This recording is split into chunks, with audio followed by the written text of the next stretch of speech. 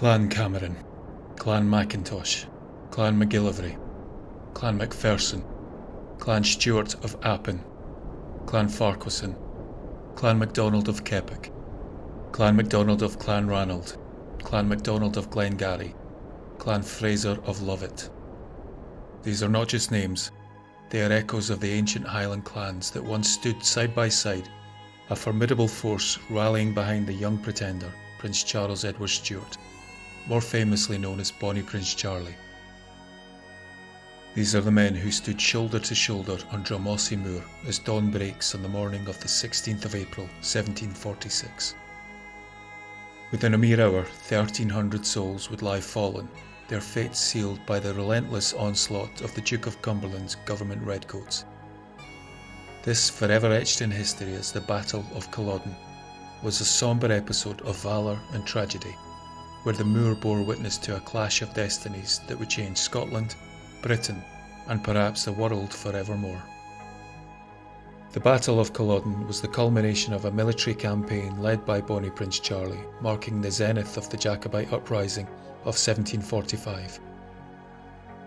Fueled by a desire to reclaim the British throne from the exiled Stuart monarchy, the Jacobites, led by Charlie, embarked on a campaign that saw them march as far south as Derby, an advance that struck fear into the hearts of the men fighting for the Hanoverian government troops, perhaps better known as the Redcoats.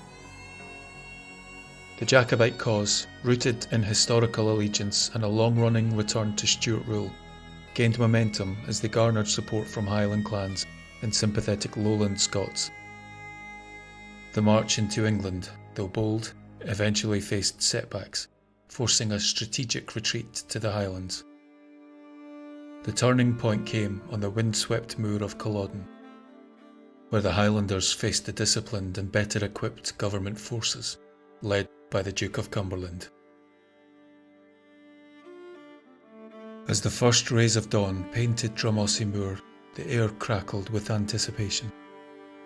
That morning, a stark contrast unfolded as the Highland clans, echoing the ancient spirit of their forebears, stood resolute against the formidable line of government redcoats. The silent tension in the air was palpable, a prelude to the thunderous clash that would soon ensue. As the light breached the horizon, the silence was shattered by the sound of the pibroch, an ancient style of pipe music used when signalling the commencement of battle. At this, the Highlanders, clad in their distinctive tartan, bellowed their clan slogans, battle cries to rally the men before the attack. The MacLeods roared, Bas no beha, meaning death or life. The Frasers, Je suis prest, I am ready. A symphony of bagpipes and rhythmic pounding of drums resonated, punctuating the eerie silence preceding the storm. Then the famous Highland Charge began. Hundreds of Jacobite soldiers, a sea of kilts and steel, surged towards the government lines. The charge, so feared and effective during the earlier victory at the Battle of Prestonpans, was slowed by the uneven and boggy ground of the moor. The Redcoats, disciplined and determined, awaited the impending clash with stoic resolve. The moor, an ancient, peaceful landscape, was now poised to become the theatre of a brutal, bloody massacre.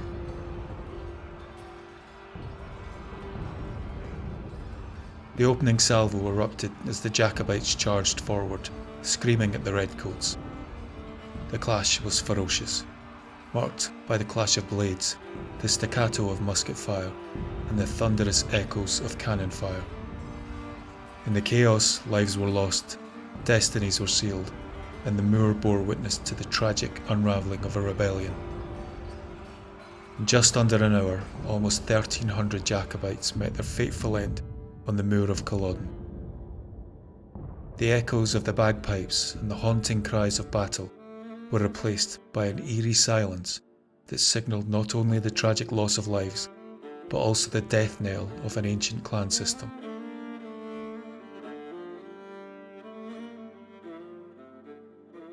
The defeat at Culloden marked a profound turning point, ushering in a new era for Scottish history, where the remnants of the once potent clan system faded into the annals of time, forever changed by the merciless winds that swept across that desolate moor.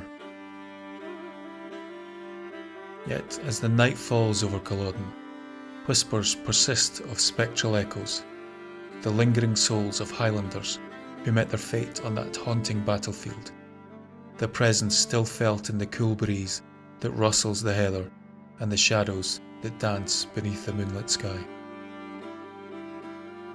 In the gloom of Culloden's desolate moor, a haunting figure emerges each year on the anniversary of that fateful battle.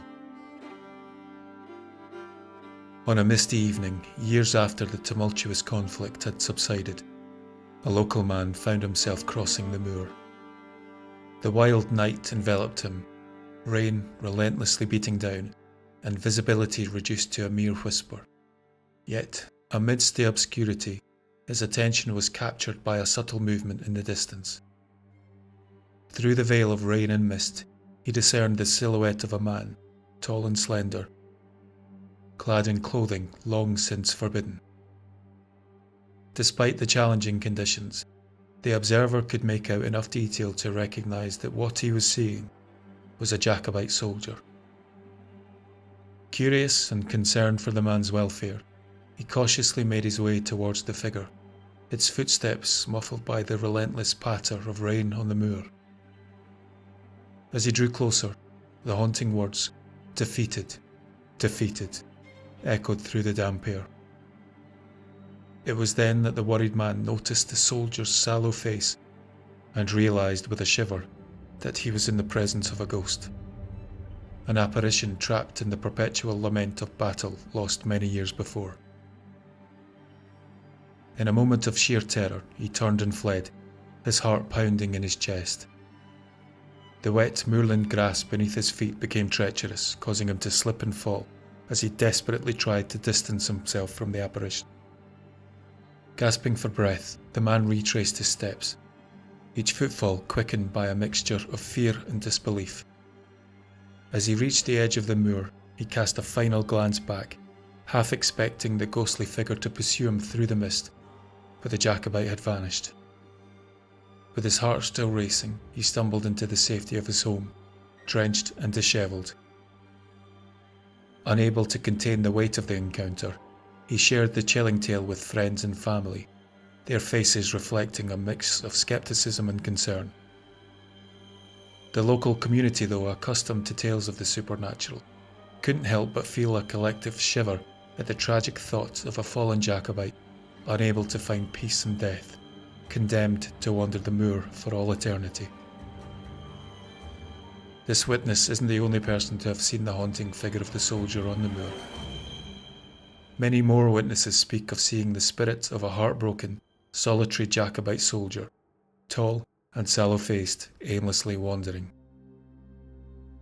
As with our first witness, those who've encountered his spirit and have been close enough report hearing him repeatedly whispering, "Defeated, defeated," over and over, as if unable to comprehend the fate that befell him and his brothers in arms.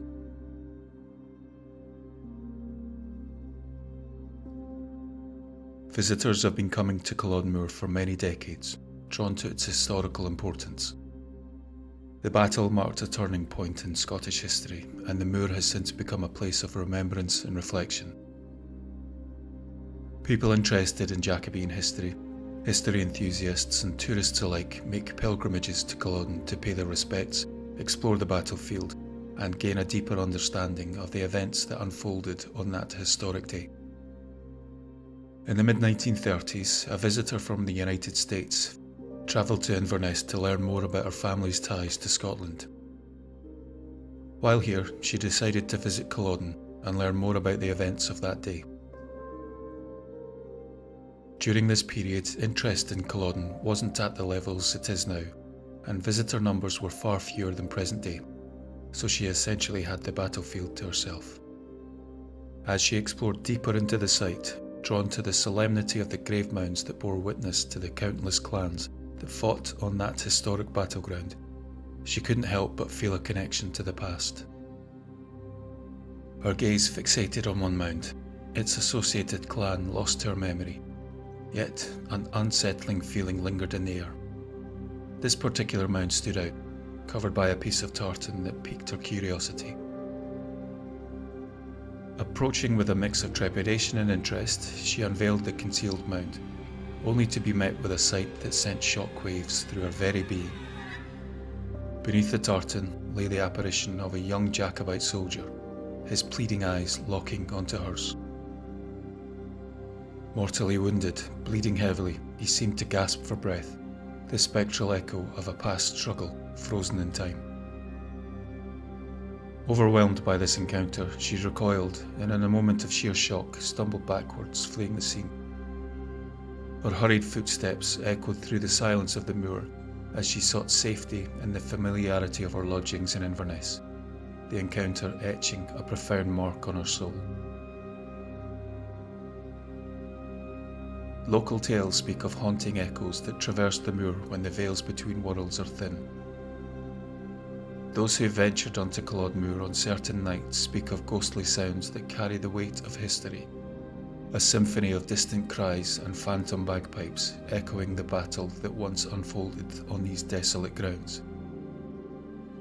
In the moonlit expanse of Culloden Moor, witnesses report an uncanny auditory experience. The haunting sounds of battle seem to materialise, carried by winds that sweep across the moor. On these nights, the very air becomes a conduit for the echoes of an historic struggle, as if the spirits of Culloden's haunting past are still engaged in their spectral skirmish. The echoes of the battle may extend far beyond the mere geography of Culloden's fields. They reach into the very heart of Culloden House, a silent witness to the tragedy that unfolded. In the lead-up to the brutal clash, the Grand Estate served as an improvised command centre for Charlie and his Jacobite forces. Some accounts even suggest its halls transformed into a makeshift field hospital and morgue, bearing the burden of the wounded and the fallen from both sides. The very walls of Culloden House bore witness to the unfolding events, carrying the weight of decisions made and lives extinguished. Could it be that the spirits of Culloden's past still walk its corridors and rooms? One of our viewers, Alex, a local to the area, contacted me recently with a very unusual story that may support this theory. Alex told me of a time a friend of his family, Jimmy, worked as a tradesman on some renovations being carried out within the historic walls. His job for that day was to fix some of the lights in the ballroom. The building had been neglected for a while and was in much need of modernisation. As he stood at the top of his ladder, he saw movement out the corner of his eye. Turning round for a better view and fully expecting to see his foreman, he nearly fell off his ladder when he saw not the foreman, but the figure of a Highlander wistfully walking across the ballroom floor. Describing this apparition as wearing a kilt, period clothing, and soaked through, as if he'd just climbed out of a river, he watched open-mouthed as the man continued his mournful stride across the floor and through a wall on the other side of the room. Up until that moment, he'd been convinced this was a real person. Jimmy stated he was as solid as you or I. Terrified, he jumped down the ladder and left the room, waiting for his foreman to return. And when he did, he told him what he'd witnessed and swore never to work alone in the house again. Was the spirit witnessed by Jimmy a replay of a Jacobite soldier after the events of Culloden, caught in the very moment of realisation that their cause, everything they had fought and died for, was now lost? Or was it the ghost of someone who fell on the battlefield that day, trying to make his way home to his family? One report from the fighting mentioned the morning of the battle was a cold and wet day. Could this explain why the figure appeared to be so sodden? As the winds whisper across the desolate expanse of Culloden, the echoes of a tragic history linger in the air. The shadowy presence of fallen Highlanders manifests in the moonlit shadows and the sighing heather, creating an unseen but palpable connection to the past. On certain nights, the air itself seems to carry the weight of human anguish, a haunting symphony of distant cries and ghostly bagpipes, a testament to the profound tragedy etched into the very fabric of the moor. The spirits of Culloden, forever bound to their untimely fate, continue to roam the battlefield, their silent whispers resonating through the veil between the living and the departed. This haunting legacy serves as a poignant reminder of the human cost of that fateful day, where lives were lost, destinies were altered, and a profound chapter in Scottish history unfolded amidst the howling winds of Culloden Moor.